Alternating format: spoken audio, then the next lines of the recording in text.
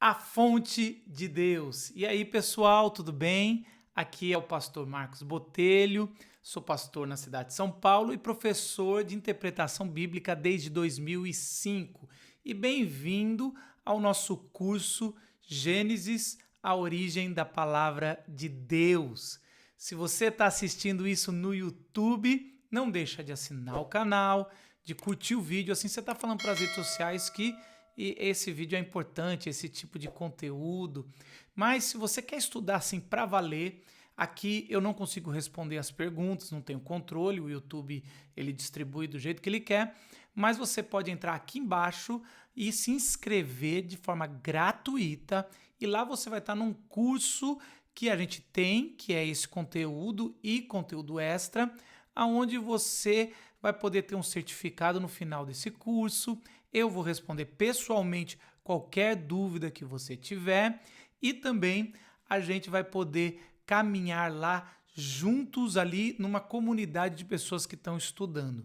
Faça igual a mais de 16 mil pessoas, a gente já tem mais de 16 mil alunos, olha que bênção! E você também pode fazer parte apenas se inscrevendo na descrição desse vídeo. Se você já é aluno, não deixe de comentar em qualquer comentário dentro da plataforma, até mesmo no YouTube, como tem sido a sua experiência nesse curso. Cada vez que eu recebo comentários, e diariamente eu recebo vários comentários, isso enche o nosso coração para continuarmos fazendo materiais como esse de graça, para ter mais acessibilidade a muito mais pessoas, para elas conhecerem a palavra de Deus. Então, antes da gente entrar no conteúdo de hoje, não deixe de ler os 2 primeiros capítulos de cabo a rabo e dê um foco dessa vez na palavra fonte de água, nos rios, porque é ali que a gente vai aterrissar e ver como esse elemento vai repercutir em toda a Bíblia e vai se unificar em Jesus Cristo. Então vamos para o curso. Bom, queridos, dessa vez a gente vai para o capítulo 2, versículo 4. E por que capítulo 2, versículo 4? Porque a divisão de capítulos e versículos foi algo muito tardio na igreja. Aconteceu no século 16, 17, e aí a gente teve alguns cortes não tão precisos. Se fosse hoje, o primeiro capítulo acabaria no segundo capítulo, no versículo 4, parte A. Porque todo aquele bloco do primeiro capítulo, mais o descanso do sétimo dia, é uma coisa só. E aí, no versículo 4, parte B, começaria uma segunda criação. E por que nós temos duas criações? Não era para ser só uma? Isso causa muita confusão em cabeças não preparadas para o texto bíblico, que não entende a cabeça do autor bíblico, como os judeus, os hebreus pensavam na antiguidade. Até hoje eu tento ensinar isso e muitos aprendem e isso vai destravar a interpretação na tua cabeça. A cabeça dos autores bíblicos, eles gostavam de repetir várias vezes a mesma história em ângulos diferentes, ou em foco diferentes, ou com lentes diferentes. Quem trabalha com fotografia vai entender melhor isso. Você pode tirar uma mesma fotografia da mesma coisa, na mesma posição, mas se você muda o ângulo da lente, já traz outra fotografia, outra realidade. Ou se você muda o ângulo um pouco, também você pode trazer uma outra experiência naquela foto. Ou se você muda o foco, você bota o foco apenas na flor que a pessoa está segurando e desfocando atrás. Ou se você põe o foco em outra coisa, você também muda, mesmo sendo a mesma imagem. Assim eram os autores bíblicos. Eles, por virem de tradição oral, contavam as histórias várias vezes para memorizar melhor, só que várias vezes ele contava a história 2 vezes e colocava um foco diferente, um ângulo diferente, também mudava um pouco o jeito de escrever isso, e dessa forma é a forma com que os autores bíblicos escreviam e registravam, mesmo sendo um fato só. A gente, cabeça ocidental moderna, pensamos linearmente, escrevemos tudo que a gente tem num primeiro capítulo, esgota aquele assunto, vai para o segundo capítulo, aí é um outro assunto que a gente vai tentar esgotar, é assim que a gente lê livro. Depois a gente vai para um terceiro capítulo esgota aquilo e vai até a conclusão. A Bíblia não é assim. Tanto que no capítulo 2 de Gênesis, ela vai repetir a história da criação de um outro foco. Então, John Walton, um dos grandes pesquisadores da linguagem antiga, ele vai dizer que a história da criação no capítulo 1, que vai até o 2:4, ela é a história do cosmos, de tudo, como Deus é Senhor da criação. No capítulo 2, versículo 4, agora a segunda criação, que é o mesmo relato, é um foco na terra, na humanidade. Assim que Moisés fez a primeira criação, contou a primeira história e falou que no final do 6º dia Deus fez o homem e a mulher à sua imagem e semelhança. A gente viu isso na última aula, a importância que isso tem em toda a Bíblia hebraica, Antigo Testamento se desdobrando em várias figuras como rei, sacerdote, como tabernáculo, como várias outras frentes ali, como filhos. O Filho de Deus vem tudo desse conceito de imagem e semelhança. Agora, Moisés decide recontar a história, tanto que vai criar de novo o homem e mulher nessa segunda criação, e agora ele vai dar muito mais detalhes e um foco muito mais sobre o ser humano escolher o caminho do que não é bom ali na árvore do conhecimento do bem e do mal. Então, várias teorias errôneas e que não tem a ver com a cabeça do autor, ela veio muito tardia. Foi uma mulher no primeiro capítulo, Lilith, a segunda mulher foi Eva. Isso é baboseira de quem está especulando, quem não tem compromisso com o Espírito Santo que inspirou e com a palavra de Deus. No vídeo de hoje, eu vou dar o foco na fonte que brota e que vai gerar vida da segunda narrativa da criação ali que a gente vai encontrar no capítulo 2, versículo 4 em diante. Vamos abrir o programa aqui que eu uso, que é o Logos, um software muito completo, e a gente vai dar uma olhada aqui, e você abre a sua Bíblia para ver o que o texto diz. Diz assim, Gênesis 2:4. Esta é a gênese dos céus e da terra quando foram criados, quando o Senhor Deus os criou. Não havia ainda nenhuma planta do campo na terra, pois ainda nenhuma erva do campo havia brotado, porque o Senhor Deus não fizera chover sobre a terra. E também não havia homem para lavrar o solo. Olha que interessante. Começa narrando que é um deserto, uma não-vida toda a criação. Se a primeira criação Moisés decidiu contar como a água, o caos do mar, essa segunda narrativa que vai completar, e não cabe a gente tentar encaixar uma na outra, ela é a mesma narrativa, mas a gente tem que entender como um foco diferente teológico e espiritual, que é, na verdade, o propósito de Moisés escrever tudo isso. Além de contar a criação da terra, mas principalmente revelar espiritualmente realidades que o povo hebreu está descobrindo ao sair do Egito ali, e Moisés está retomando da tradição oral e registrando, e melhor ainda, os autores bíblicos vão mostrar que tudo isso vai se unificar em Jesus Cristo. Então, é interessante que ele fala que não havia vida por 2 motivos nessa narrativa. Primeiro, porque Deus não tinha dado água, era um grande deserto.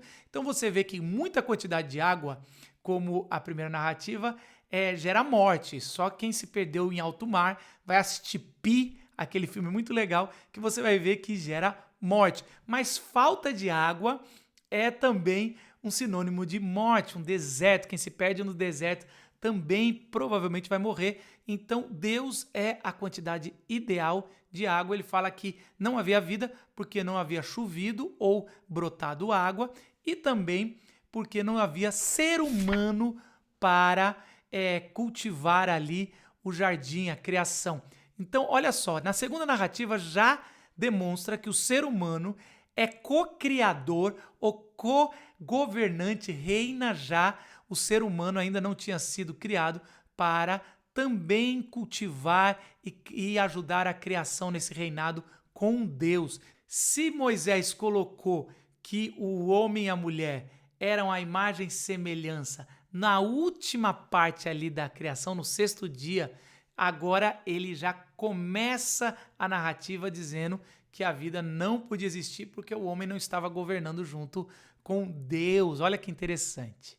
E aí vemos no versículo 6 a seguinte expressão: mas uma neblina subia da terra e regava toda a superfície do solo. Essa palavra neblina no hebraico, ted, ela foi poucas vezes traduzida. Então, para os tradutores da Bíblia, foi difícil escolher qual era a melhor tradução e não faz muito sentido a terra, o deserto, brotar uma neblina. Vamos ver o que os tradutores da NVI, uma linguagem mais contemporânea, com muito mais estudiosos, com técnica, escolheram na tradução desse versículo. Olha aqui o versículo 6 do capítulo 2. Todavia, brotava água da terra e irrigava toda a superfície do solo. Isso faz muito mais sentido e é por isso que a gente fica com essa tradução, porque do nada tinha um deserto, o caos é a mesma estrutura da primeira narrativa. Lá estava o mar, a água, o caos, a escuridão, e aí Deus entra e interfere, trazendo vida, e o Espírito Santo também traz mais vida, ainda mais ordem. A criação é feita com Deus e com o Espírito Santo, e lá no futuro os apóstolos vão ver que Jesus também estava ali criando através da palavra. Mas agora, aqui é um deserto, e o que vai acontecer é que Deus vai fazer brotar uma água, uma fonte ali de água viva que vai trazer vida em toda a terra, para trazer possibilidade da vida humana e também da vida terrestre. E aí o texto continua no versículo 7. Então o Senhor Deus formou o homem do pó da terra, ou do barro da terra, e soprou em suas narinas o fôlego de vida. E o homem se tornou um ser vivente. Olha que interessante, agora aqui entrou o Deus Espírito Santo igual à primeira narrativa. Aqui mostra que dessa fonte de água que traz vida, ao misturar com aquele solo, vai gerar um barro, e do barro vai gerar Adão. Adão quer dizer humanidade, mas vem da raiz vermelho, esse vermelho de barro. E é exatamente isso, e Deus forma Adão do barro, assim como todos os animais. Mais para frente a gente vai ver que todos os animais foram formados do barro. Só que o ser humano tem uma diferença. Deus sopra o fôlego de vida. Então o Espírito Santo entra e traz essa vida especial ao ser humano, que é o que na primeira narrativa Deus chamou de imagem e semelhança. Aqui a gente já tem o primeiro ponto importante. Nas duas narrativas mostra que Deus é o autor da vida, que sem Deus é o caos, sem Deus é deserto nessa segunda narrativa, e na primeira, sem Deus é o caos, é a escuridão, é afogamento, é o desespero de não saber o que é os céus e a terra. Aqui é esse deserto, e a verdade é isso que várias vezes os autores bíblicos, tanto da Bíblia hebraica como da Segunda Aliança, o Segundo Testamento, eles vão falar sobre o deserto, o lugar de desespero sem Deus, de não vida, tanto que toda vez que Deus vai descriar alguma coisa, ele vai tornar em deserto. O deserto representa a morte, a não vida. E é por isso que, por exemplo, no Vale dos Ossos Secos, em Ezequiel, você vai ver o deserto ali, e Deus vai mandar ele, o profeta, profetizar que o Espírito vai trazer a ressurreição. E aí, ali já tem um conceito da segunda criação do deserto, que é a não-vida, para a ressurreição, como Deus é quem vai trazer a vida, assim como ele fez nessa história, trazendo a fonte de água viva e trazendo o ser humano da consequência dessa água viva. Quando a gente chega no versículo 10, a gente vai ver: no Éden nascia um rio que irrigava o jardim e depois se dividia em 4. E esses 4 rios, a Bíblia dá o nome de Pison, Gion, Tigres e Eufrates.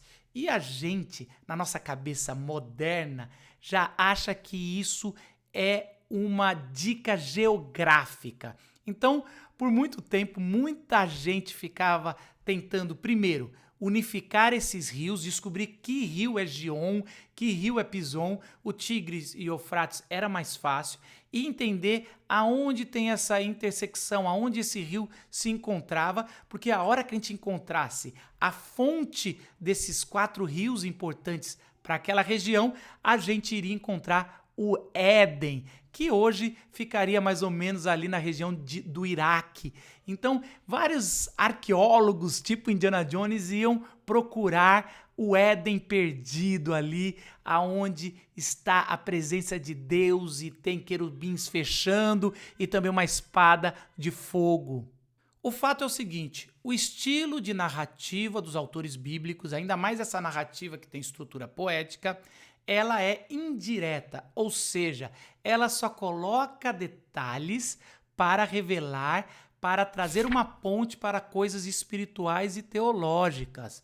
E é por isso que esses rios estão aqui. O mais importante desse assunto é você entender que os maiores rios da época, e vamos lembrar que rios são a fonte de grandes cidades, e grandes cidades estão os grandes impérios. Então, o que Moisés está trazendo aqui para o povo hebreu é que daquela fonte de água viva surge um rio que sai do centro do Éden, do centro ali da presença de Deus e vai se transformar em 4 rios.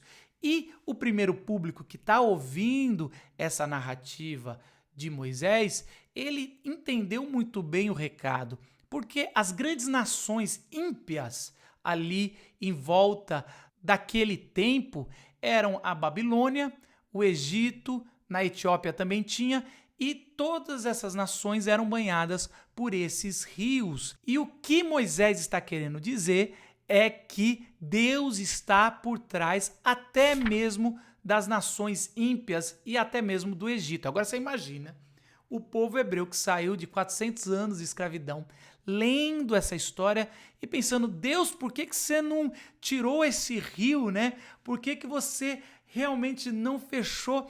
E Moisés está dizendo que Deus sempre esteve no controle, até por isso que uma das pragas é transformar o rio em sangue, né? Para trazer o juízo para aquele faraó e para o Egito de ter afogado as crianças. Então é como se fosse o rio clamando, né? Assim como a terra clama pelo sangue de Abel, também ali o rio Nilo estava clamando pelo sangue das crianças hebreias. E é exatamente isso que esse texto está querendo dizer, que toda a vida e todos os grandes impérios, até os impérios que lutam contra o Deus Yahvé, eles são sustentados por Deus. Então é o Deus da graça.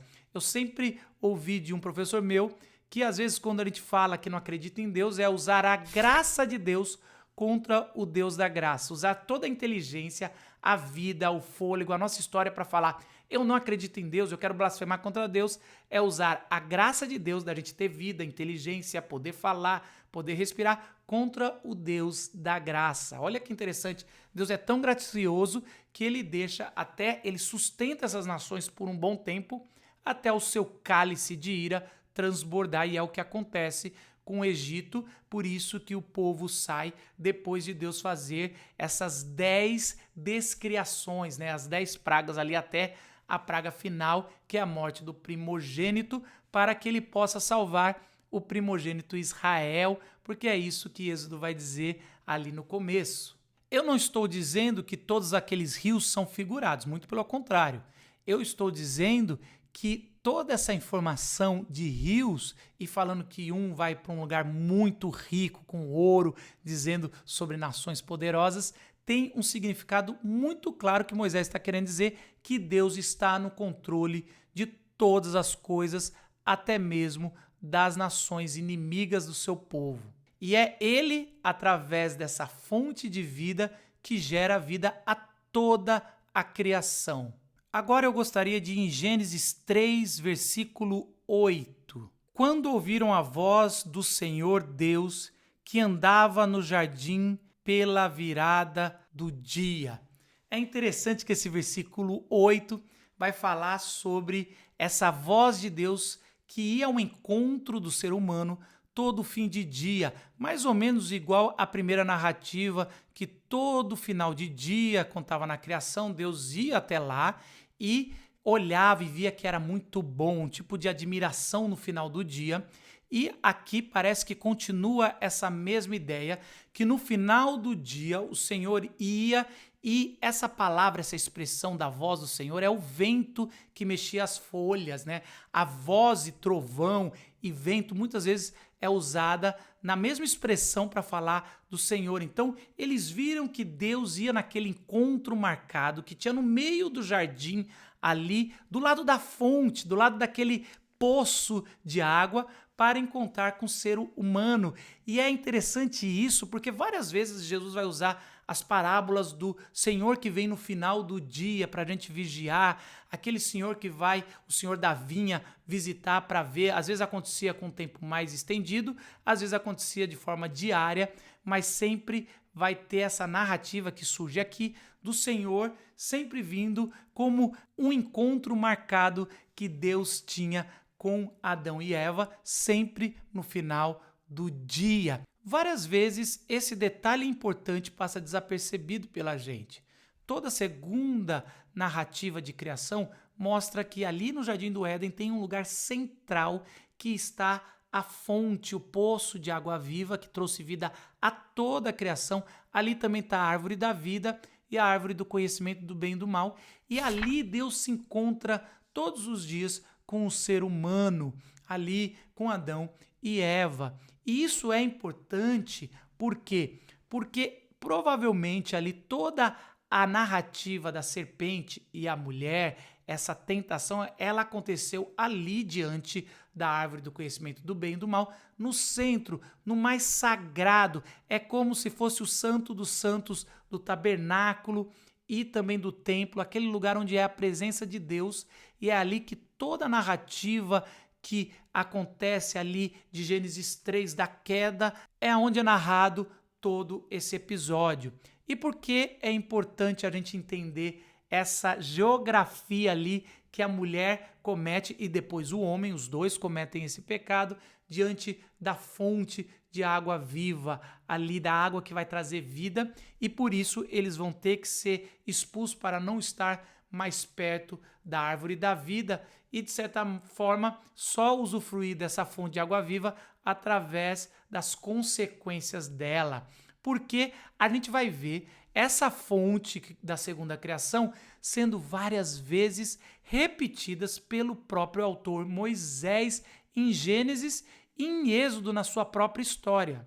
Olha a narrativa de Gênesis 16, que acontece com Agar e seu filho no deserto. Ela encontra um poço, uma fonte que vai trazer vida, e ela dá o nome de Tu és o Deus que me vê.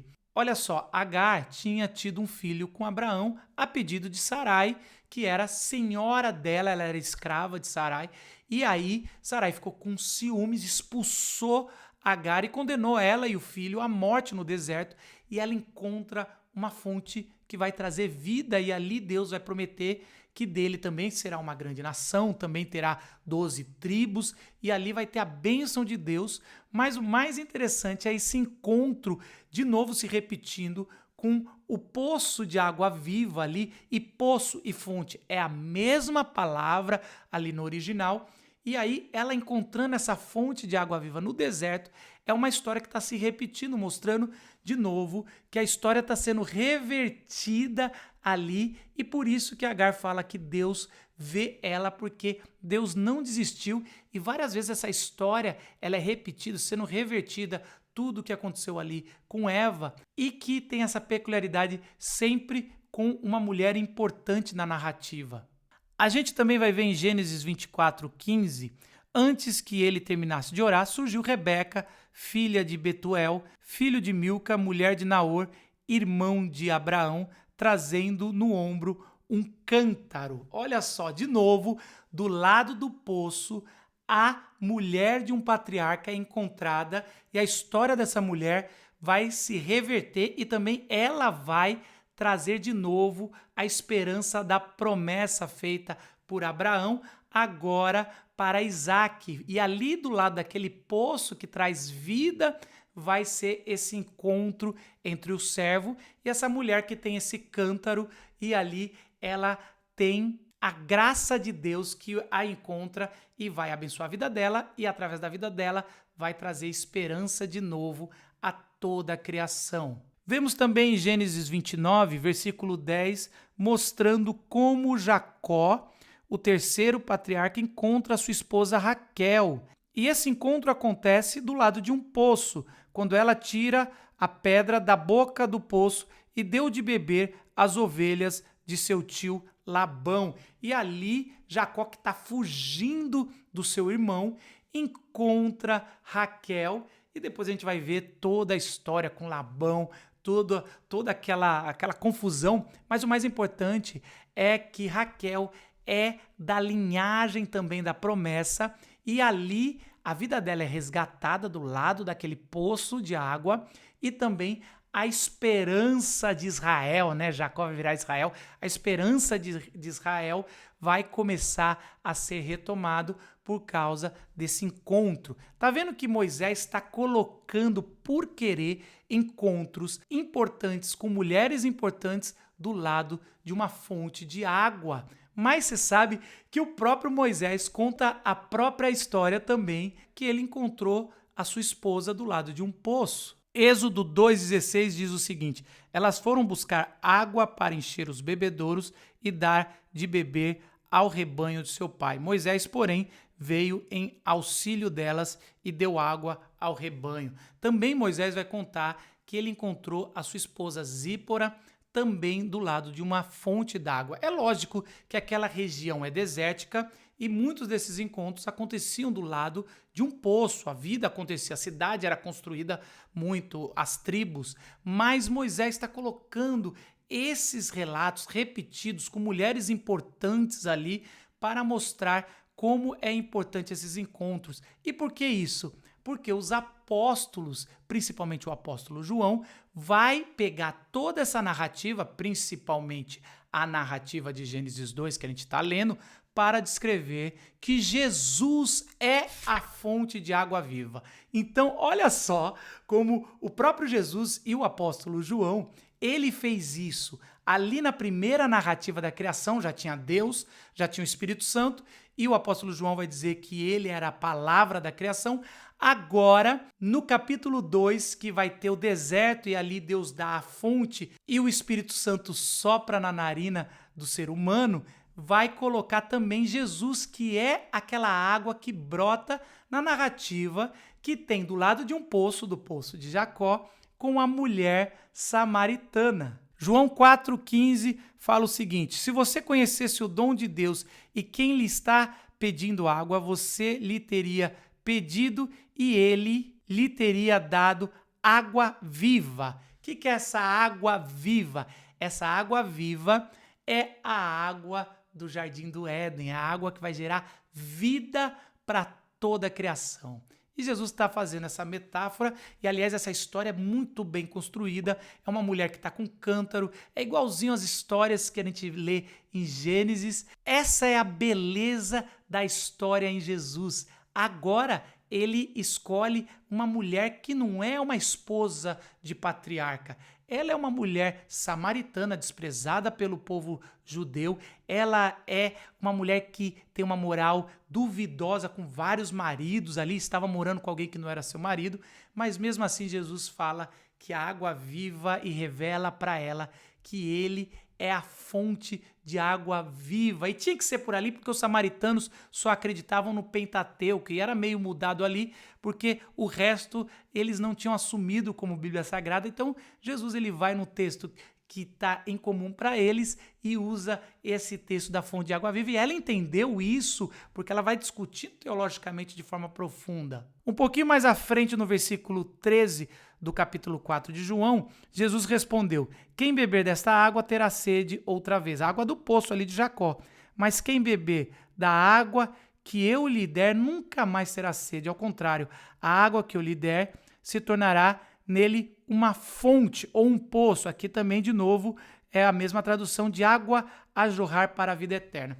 Isso é algo que eu fico meio incomodado com a tradução, porque ali em João eles decidem traduzir Poço de Jacó e depois traduzir como fonte de água viva, sendo que é a mesma palavra no original. Então deveria ser a fonte de Jacó, ou traduzir aquele que vier a mim vai ser como um poço de água viva, porque aí as pessoas iriam entender esse hiperlink que tem com Gênesis 2 de forma mais clara, até mesmo essa analogia que Jesus está fazendo. O que ele está dizendo é que assim, o dia que você beber da água da fonte do Éden, que é Jesus, nunca mais você vai ter sede, porque você voltou para a presença de Deus ali no lugar sagrado, Santo dos Santos. Para encerrar essa aula, eu gostaria de pegar o que o próprio apóstolo João vai escrever lá em Apocalipse. Apocalipse, capítulo 22, versículo 1. Então o anjo me mostrou o rio de água da vida, que, claro como cristal, flui do trono de Deus e do Cordeiro. No meio da rua principal da cidade, de cada lado do rio, estava a árvore da vida, que frutifica 12 vezes por ano. Olha só aqui, João já unificando várias analogias que tem ali em Gênesis. Então ele fala que no meio da Nova Jerusalém, ali no centro, no Santo dos Santos, vai ter um rio de água viva. Ali é Jesus, que flui do Cordeiro. Então ele está sendo bem claro nessa analogia que Jesus fez para a mulher samaritana e que Moisés deu aquela fonte ali, narrando para a gente, que vai desembocar até no final. O que João está dizendo é que no final de todas as coisas, quando vier a Nova Jerusalém, que é o Éden, ali a presença de Deus é Jesus, e ele é esse rio de água viva e que vai gerar a árvore da vida, e que dessa árvore da vida vai gerar 12 frutos, que são as tribos ou são os apóstolos ali, são todas as testemunhas, a igreja viva, o povo de Deus. Olha só como é lindo e maravilhoso Gênesis, a origem da palavra de Deus. Por isso que eu dei esse nome, porque Gênesis, principalmente 1 e 2, ele é mais do que a origem da criação, ele é a origem da palavra de Deus. De lá, todos os profetas, todos os escritos, Moisés e os apóstolos vão pegar e expandir essa revelação progressiva e vai unificar em Jesus Cristo. Que essa fonte de água viva possa abençoar a sua vida e que uma vez que você beber, você nunca mais será o mesmo. Que Deus abençoe você e nos vemos na próxima aula.